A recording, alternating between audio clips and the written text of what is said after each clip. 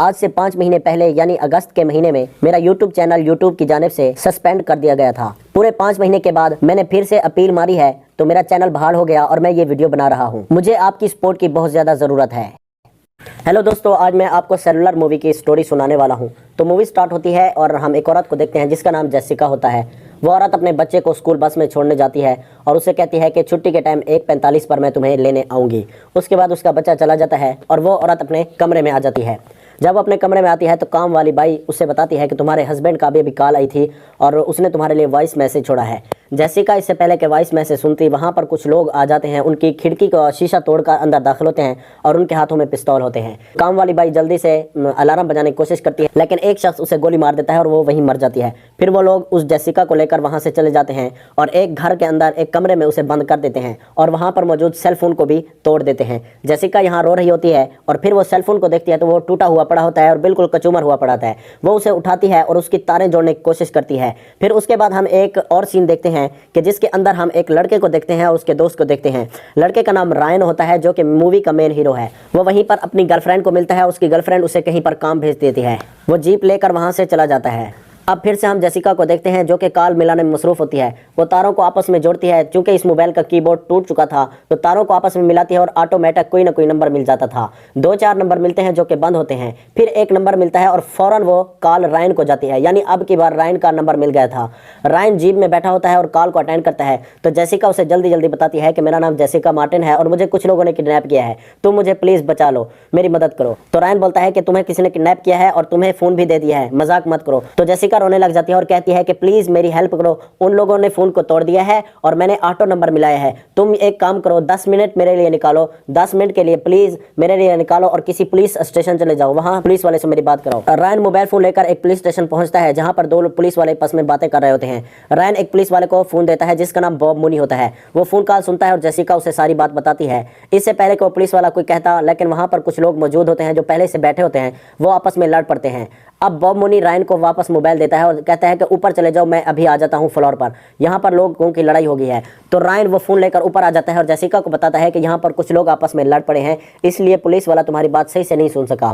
फिर यहीं पर दूसरे सीन में दिखाया जाता है जेसिका को कि जेसिका के कमरे का दरवाजा खुलता है। जेसिका वो मोबाइल जल्दी जल्दी लुका देती है, छुपा देती है। उसका दरवाजा खुलता है और अंदर एक किडनैपर आता है जिसका नाम ईथन होता है। वो आकर जेसिका से पूछता है कि तुम्हारा हस्बैंड कहाँ है, बता दो वरना मैं तुम्हें मार दूंगा। जेसिका रोने लग जाती है और कहती है कि मुझे नहीं पता कि वो कहाँ है, मैं नहीं जानती। तो किडनैपर कहता है कि तुम्हारा एक बच्चा है, मैं जानता हूँ, वो स्कूल में है, हम उसे किडनैप करके मार देंगे। तो जेसिका रोने लग जाती है और कहती है तुमने गलत फैमिली को पकड़ लिया है। उसके बाद वो किडनैपर वहां से चला जाता है और दरवाजा बंद कर देता है। उसके जाने के बाद जेसिका फिर से फोन उठाती है और रायन से कहती है कि रायन टाइम क्या हुआ है। रायन उसे कहता है कि 1:30 हो रहे हैं। तो जेसिका कहती है कि 1:45 पर मेरे बच्चे की छुट्टी होने वाली है, प्लीज जल्दी जाओ, स्कूल पहुंचो और उसे बचा लो। अब रायन को भी यकीन हो गया था क्योंकि उसने फोन पर सारी बात सुन ली थी। रायन को यकीन हो गया था कि जेसिका को वाकई किसी ने किडनैप किया है। वो जल्दी से अपनी जीप लेकर स्कूल की जानिब दौड़ पड़ता है। जब वो स्कूल पहुंचता है और बच्चे को ढूंढता है तो उसे बच्चा नहीं मिलता और छुट्टी हो जाती है। छुट्टी जैसे होती है जेसिका उसे फोन पर बताती है कि जल्दी से नीचे जाओ। तो यहाँ पर मैं एक और बात बताना भूल गया, वो ये है कि उन किडनैपर ने जब जेसिका को किडनैप किया था तो उसकी कार भी साथ ले आए थे। अब वो जेसिका की कार में होते हैं। स्कूल के बाहर जेसिका की कार खड़ी होती है। रायन जैसे ही बाहर पहुंचता है तो वो देखता है कि जेसिका का बेटा उस कार में सवार हो चुका है और कार जा चुकी है। तो रायन भी पीछे सिक्योरिटी गार्ड की कार लेकर चल पड़ता है और उनका पीछा शुरू कर देता है, लेकिन वो लोग बहुत दूर जा चुके होते हैं। तो रायन ये बात जेसिका को बताता है, वो बहुत परेशान हो जाती है। उसके बाद यहीं पर रायन की बैटरी भी खत्म होने लग जाती है। तो रायन उस कार में चार्जर ढूंढने लग जाता है, लेकिन उसे वहां चार्जर नहीं मिलता। एक पिस्तौल पड़ी मिलती है। रायन उस पिस्तौल को वापस वहीं रख देता है और एक शॉप पर पहुंच जाता है। वो शॉप वाले से चार्जर मांगता है तो वो उसे कहते हैं कि लाइन में लगो, लेकिन वहां पर लाइन बहुत बड़ी होती है। तो रायन कहता है कि फोन कॉल कट जाएगी। तो जेसिका कहती है कि अगर कॉल कट गई तो मैं फिर से तुम्हें फोन नहीं कर पाऊंगी। रायन फिर से दुकान वाले की मिन्नत करता है लेकिन वो नहीं मानता। तो रायन कार में से पिस्तौल उठाकर लाता है और वहां शॉप में एक गोली चला देता है। सब लोग डर जाते हैं और कहते हैं कि कौन मुझे चार्जर देगा। एक लड़का उसे चार्जर देता है और रायन चार्जर लेकर वापस आ जाता है। फिर हम पुलिस वाले बॉब मूनी को देखते हैं जो अपने दूसरे पुलिस वाले दोस्त से पूछ रहा होता है कि यहाँ पर एक लड़का आया था जिसके हाथ में मोबाइल था, क्या तुम्हें वो मिला? तो उसका दोस्त कहता है कि नहीं, मुझे तो नहीं मिला। इस दूसरे पुलिस वाले का नाम जैक होता है। बॉब मूनी जेसिका के घर की छानबीन करता है और उसके घर का पता मिल जाता है तो वो वहां पर पहुंचता है। जब घर की बेल बजाता है तो अंदर से एक औरत बाहर आती है। बॉब मूनी कहता है कि मैं पुलिस वाला हूँ और सुबह जेसिका मार्टिन के अगवा होने की इतला आई थी और घर यही बताया गया था। तो वो औरत कहती है कि जेसिका मार्टिन तो मैं हूँ, मैं तुम्हारे सामने खड़ी हूँ, कोई अगवा नहीं किया मुझे। तो पुलिस वाला वहां से चला जाता है। उसके जाने के बाद वो औरत यानी जो घर में होती है वो फौरन फोन करती है ईथन को यानी किडनैपर को और उससे कहती है कि एक पुलिस वाला आया था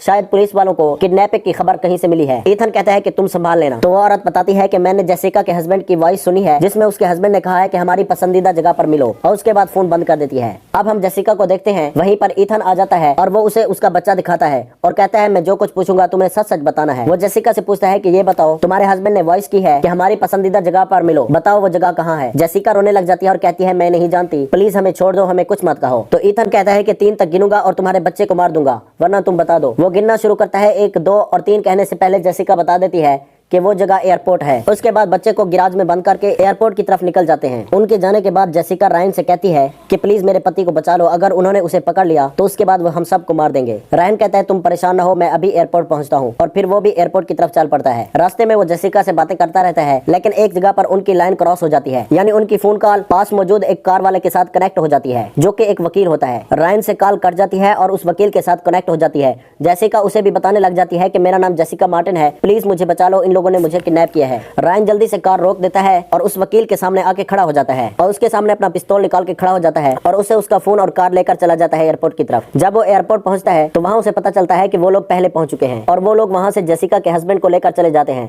अब रायन भी यहाँ से चला आता है और जेसिका को बताता है कि तुम्हारे हस्बैंड को पकड़ लिया गया है। जेसिका रोने लग जाती है। फिर थोड़ी देर के बाद वहां पर वो लोग आ जाते हैं और उनके साथ जेसिका का हस्बैंड भी होता है। वो लोग जेसिका के हस्बैंड से कहते हैं कि अगर तुमने हमारी चीज हमें नहीं दी तो हम तुम्हारे बीवी बच्चे को मार देंगे। अब जेसिका का हस्बैंड मजबूर होता है तो वो कहता है कि मैंने तुम्हारी चीज महफूज कर ली है, वो मेरे पास महफूज है, मैंने उसे बैंक में रखी हुई है। तो ईथन उसे कहता है कि चलो वो हमें उठा कर दो। फिर वो वहां से निकल जाते हैं। उनके जाने के बाद जेसिका फिर से फोन कॉल उठाती है और रायन को बताती है कि सेंचुरी सिटी वाले बैंक पहुंचो, वो लोग वहां गए हैं। रायन भी उस तरफ चल पड़ता है। अब बैंक पहुंचकर जेसिका का हस्बैंड तिजोरी से वो चीज लाता है और हम देखते हैं कि वो एक कैमरा होता है। रायन भी वहां पर पहुंच चुका होता है और वो मौका देखकर एक रॉड से किडनैपर को मारता है और जेसिका के हस्बैंड को लेकर वहां से भागना शुरू करता है, लेकिन ईथन उसे पकड़ लेता है और नीचे गिरा देता है और कैमरा भी वहीं नीचे गिर जाता है, जिसे रायन उठा लेता है और भागना शुरू करता है। रायन भागते भागते एक बिल्डिंग पर चढ़ जाता है और वहां से पीछे के रास्ते से नीचे उतरने लग जाता है, लेकिन यहीं पर रायन का फोन गिर जाता है और टूट जाता है। और ये फोन रायन का अपना नहीं होता बल्कि उस वकील का होता है जिससे उसने छीना था। उसके बाद रायन कार में बैठकर वहां से चला जाता है। कार में उसका अपना फोन भी मौजूद होता है। अगले सीन में हम फिर से जेसिका को देखते हैं जो फोन कॉल कट जाने की वजह से बहुत परेशान होती है और फिर से फोन मिलाने की कोशिश कर रही होती है, लेकिन इस बार वहाँ मौजूद एक किडनैपर को पता चल जाता है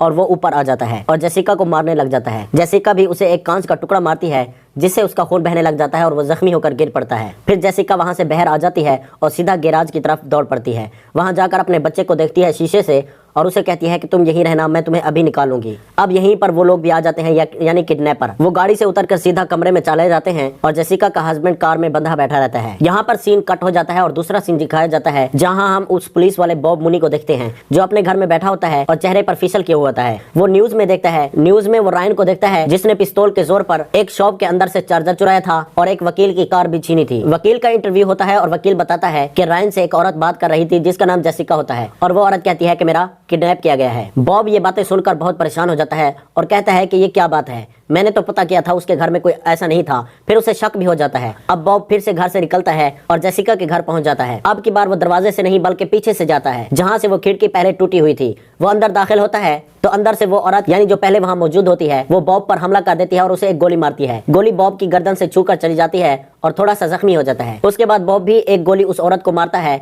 जिससे वो औरत गिर पड़ती है। बॉब उसके पास पहुंचता है, उससे पूछता है कि जेसिका को तुमने क्यों किडनैप किया है और वो कहाँ है। इससे पहले कि वो औरत कुछ बताती वो वहीं पर मर जाती है। बॉब उस औरत की तलाशी लेता है तो उसका एक बैचलर निकलता है जिसमें लिखा होता है कि वो तो एक पुलिस वाली होती है। बॉब बहुत परेशान हो जाता है और एम्बुलेंस वालों को फोन करता है और पुलिस वाले भी वहां पहुंच जाते हैं। अब यहाँ पर बॉब की पट्टी हो रही होती है और उसका एक दोस्त पुलिस वाला जिसका नाम जैक होता है वो उसके पास आता है और कहता है कि तुम यहाँ कैसे पहुंचे। तो बॉब उसे सारी कहानी सुनाता है शुरू से आखिर तक और कहता है कि पता नहीं जेसिका कौन है और उसे क्यों किडनैप किया गया है। जैक पूछता है कि क्या इस औरत ने कुछ बताया जो मर गई है, तो बॉब कहता है कि नहीं, उसे मौका ही नहीं मिला, वो पहले ही मर गई है। उसके बाद जैक एक तरफ हो जाता है और अपने मोबाइल फोन में कुछ नंबर डायल करता है और अपने मोबाइल से फोन करता है ईथन को यानी उस किडनैपर को और बताता है कि तुमने जो यहाँ औरत रखी थी वो मर चुकी है। अब यहीं पर हमें पता चलता है कि वो जो ईथन है जिसने किडनैप किया है वो भी एक पुलिस वाला है। दूसरी तरफ हम रायन को भी देखते हैं जो कार में बैठे बैठे उस कैमरे को ओपन करता है और उसमें वीडियो चलाता है।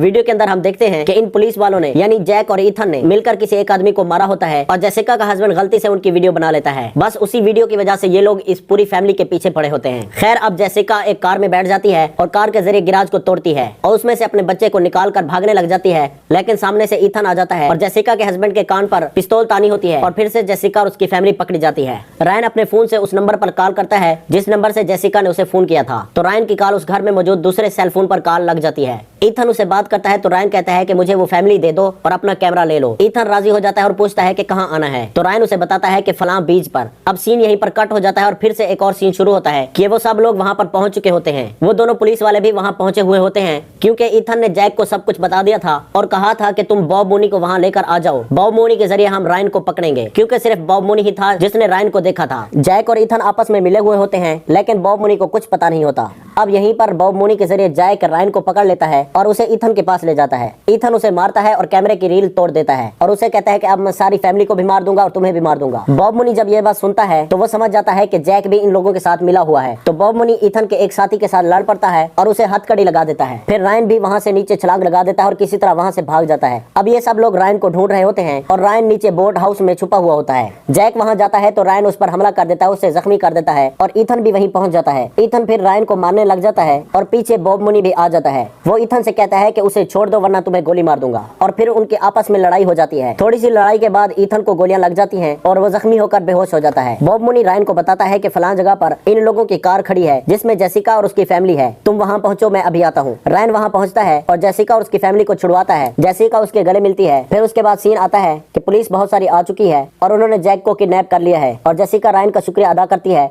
और यहीं पर मूवी खत्म हो जाती है। और भी मूवीज की स्टोरी सुनने के लिए मेरे चैनल को सब्सक्राइब जरूर करें। शुक्रिया।